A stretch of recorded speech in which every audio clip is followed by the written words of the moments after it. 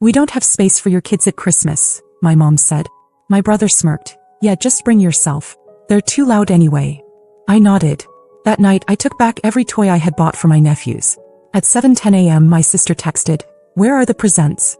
"They're crying," I replied with. It was one of those moments where you just sit there, stunned, not even sure what just happened. I was at home 2 weeks before Christmas, and the kids were in the living room decorating the little fake tree we pulled out of storage. They were so excited, asking questions about when we'd go to Grandma and Grandpa's, if the cousins would be there, if we'd get to sleep over like last year. I told them we would. At the time, I really believed it. Then the call came. My mom, completely straight-faced, told me they wouldn't have space for the kids this year. Like it was some kind of hotel booking issue. She said my sister-in-law's family would be there and it'd be too crowded and too loud and things were already hectic. "You can still come," she said. "Just not the kids." Before I could even process it, my brother's voice chimed in from the background. "Yeah, just bring yourself. They're too loud anyway." It was like a punch in the stomach. I think I just said okay and hung up. What else was there to say? I sat on my bed for a long time after that, trying to figure out how to break it to my children without breaking them. I couldn't do it, so I didn't. I told them plans had changed and we'd be doing our own special Christmas at home this year. They were quiet. They didn't cry, but I saw it on their faces. They didn't understand why we weren't going. They just nodded and kept decorating like nothing had happened. But something had. The part that made it even worse. I had already delivered all the gifts. A week earlier, I dropped them off at my parents' house to keep them out of sight from my own kids. I always went all out for Christmas. It wasn't about showing off, it was just how I was raised. If you love people, you show up for them. I bought my nephews what they'd been begging for all year. A Nintendo Switch for the youngest. A refurbished iPhone for the oldest. I wrapped boxes of puzzles, Lego sets, action figures, and crafts. I even included those little extras like socks, candy, Christmas books. I thought I was doing something good. That night after the call, I couldn't sleep. I just kept thinking about how easy it was for them to write off my children like they didn't matter. Like they were background noise. So around 10:30 p.m. I drove back to my parents' house. I still had a spare key. No one was up.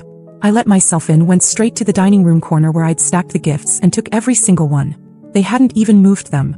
They were still sitting there like forgotten donations. I packed them into my trunk, quietly closed the door and drove home.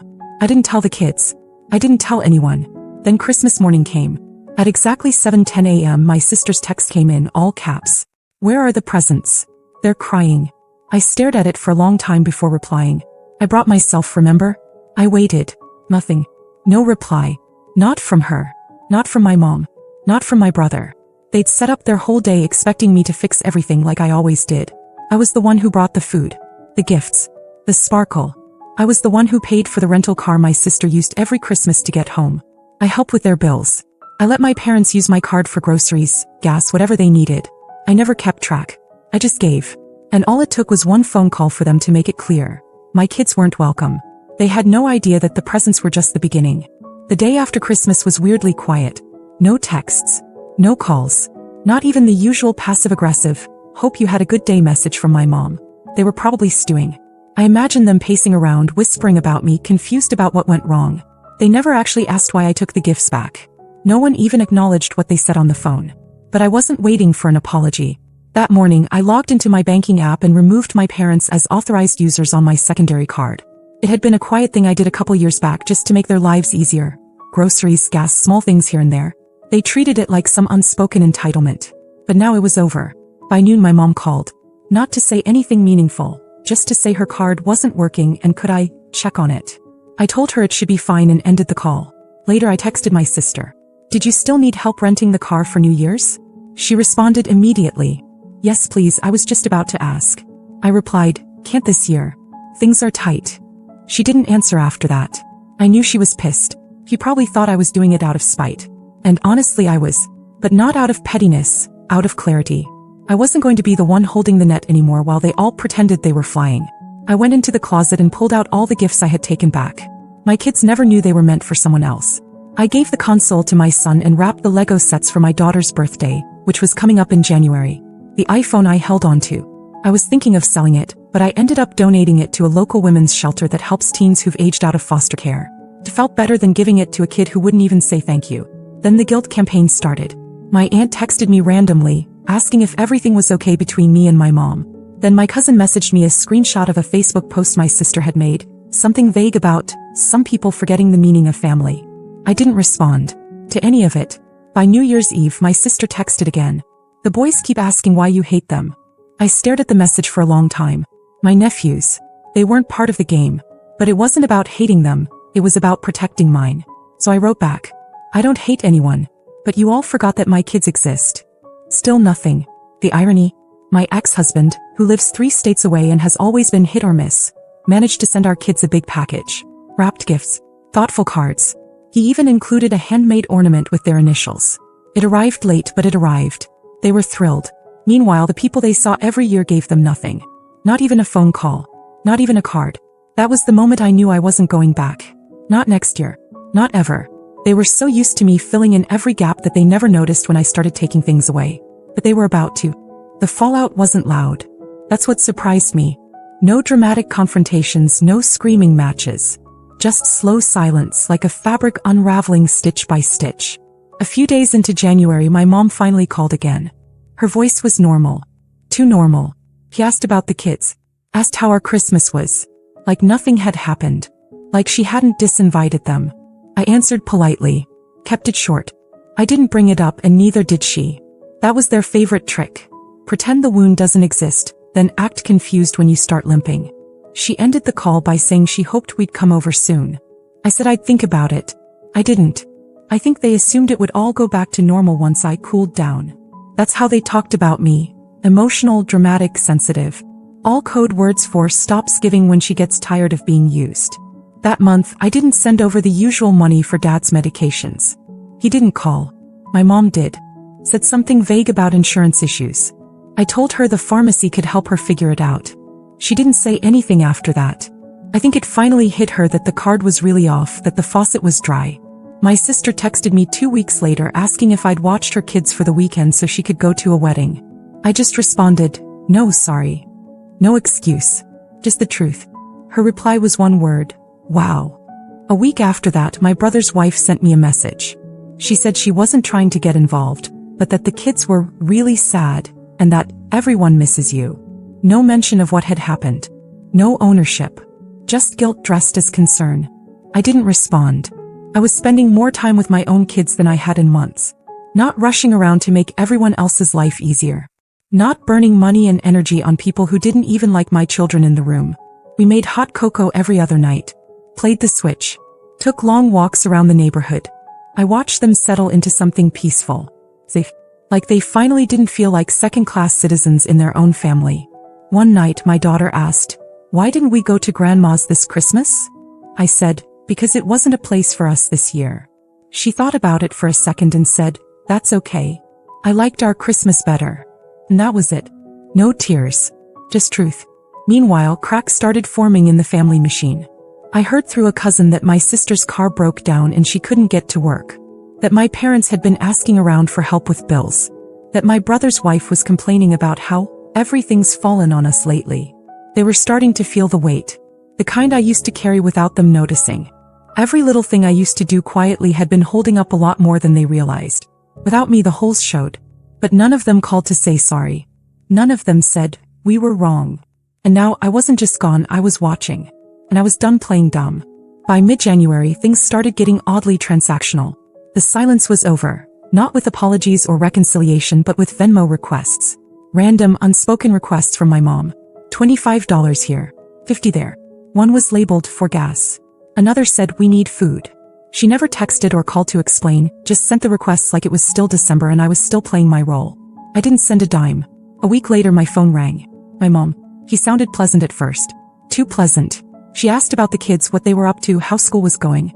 Like we hadn't just spent Christmas divided by an invisible wall that she built. I let her talk. Then she said, by the way, I sent a couple Venmo things. Did you see them? I said I did. She paused, expecting me to offer something. When I didn't, she tried again. Things have just been a little tight lately. I said, do you remember what you told me before Christmas? She didn't answer right away. Then came the inevitable excuse. I didn't mean it the way it sounded. It was just going to be a lot of people this year. We were trying to keep things simple. Right. Simple. And apparently, the simplest way to make space was to remove 2 children from the equation.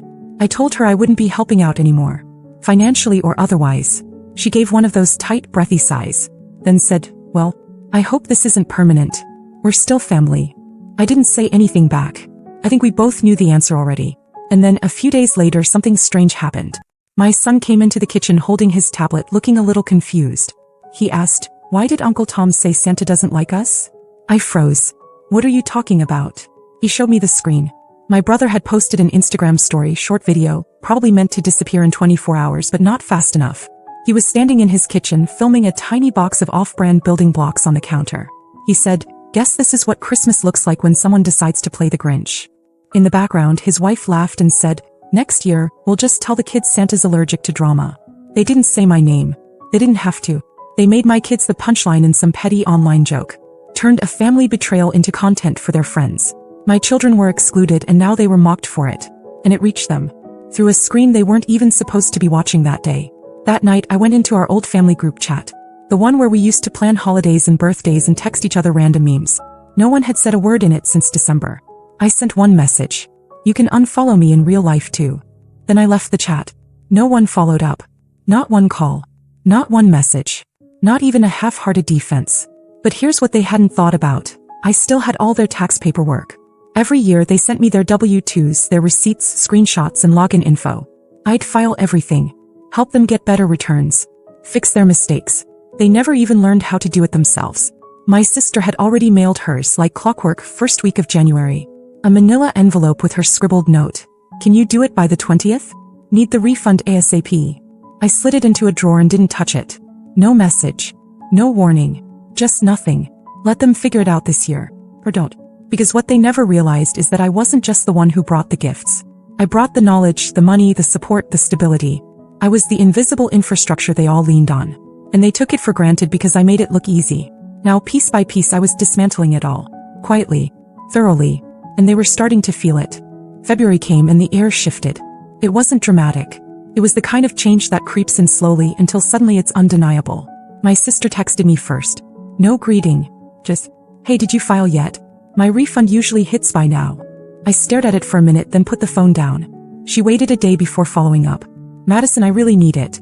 I have rent coming up. Can you at least let me know what's happening?" I replied the next day. "I didn't file anything this year.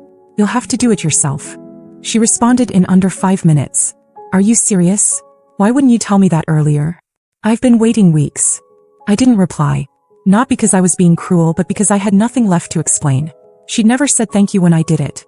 Not once in the 7 years I handled her taxes. Not one gift card, not one kind word.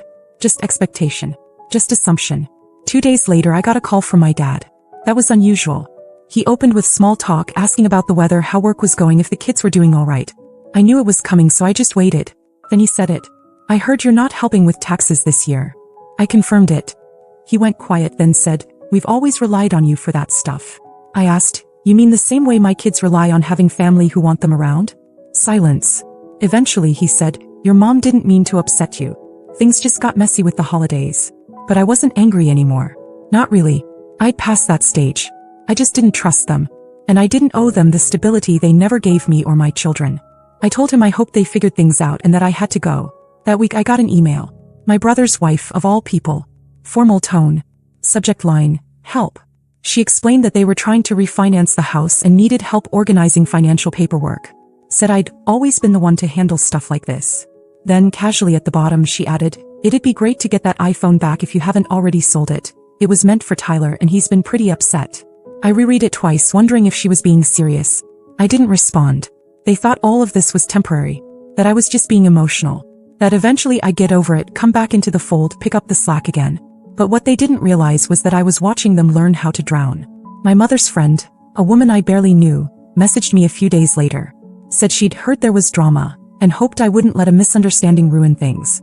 That family is everything. I didn't even answer that one. But something strange happened near the end of the month. A package arrived for my kids. No return address. Just a stack of books, some candy, a card that said, "You are so loved." Inside there were $200 bills tucked between the pages. My son thought it was from my ex again, but I knew it wasn't. His gifts always came through Amazon. This one felt more personal. Maybe it was someone in the family finally realizing how far they'd pushed. Or maybe someone saw the way the tide had turned. My kids were okay. They were more than okay. They were thriving. Because for the first time, everything they were given came from someone who chose them. The people who used to ignore them were now struggling, scrambling, missing tax deadlines, losing access to money, asking for help in ways they never had to before. And all I did was stop giving. No warning. No fight. Just absence. And absence, it turns out, is louder than anything I ever could have said. By March I realized something strange. I hadn't cried once. Not when they excluded my kids. Not when I pulled the gifts out from under their tree. Not when they started unraveling one by one, trying to patch up the damage without ever acknowledging the cause. I hadn't cried because for the first time in years I didn't feel powerless. I felt free. One morning I got a text from my brother. "Hey, Mom's in the hospital. Nothing major. Blood pressure. Just thought you should know." That would have worked on me once. The vague guilt, the implication that if I didn't show up now I was the bad one. But even that felt different now. They weren't informing me out of concern.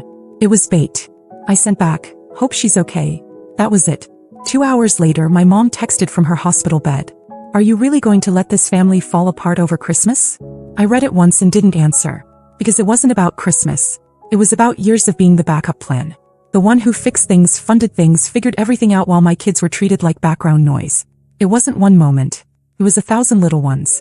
This time I just let them pile up until I had enough. Around the same time a letter came in the mail. Handwritten. I recognized the writing immediately. My sister. It was 2 pages long. She wrote about how hard things had been. How she missed the way things used to be. How the kids, her kids, kept asking when they'd see Aunt Madison again. She never mentioned what she said on the phone that night. Never mentioned that "they're too loud anyway" comment. Just said, "We were all stressed. I think we forgot how much you do for everyone." That part made me laugh. We forgot. Not we took it for granted. Not we treated you and your kids like an afterthought. Just forgot. I folded the letter and put it in the drawer with her tax documents. Still untouched. In April I booked a trip for me and the kids. Somewhere warm. Just the 3 of us. We stayed at a hotel, ordered room service, swam in a rooftop pool. I watched them laugh, truly laugh, not trying to win anyone's attention or compete with cousins or walk on eggshells. We video chatted with their dad while we were there. He was trying in his clumsy way. He asked if they got his New Year's package, and they smiled and held up the handmade ornament he'd sent. It was uneven and a little crooked, but it was theirs. And it came from someone who cared. When we got back I saw one last message in my inbox. From my mom. "We're doing a family brunch next weekend. I hope you'll bring the kids. Everyone would love to see them." There was. Bring the kids. Not, just bring yourself. I stared at it for a while, then deleted it without answering. Because they didn't miss my kids. They missed what my kids represented. The feeling of family. The warmth. The convenience. The illusion that they were good people because someone else, me, was doing the heavy lifting. I had already spent years building a bridge.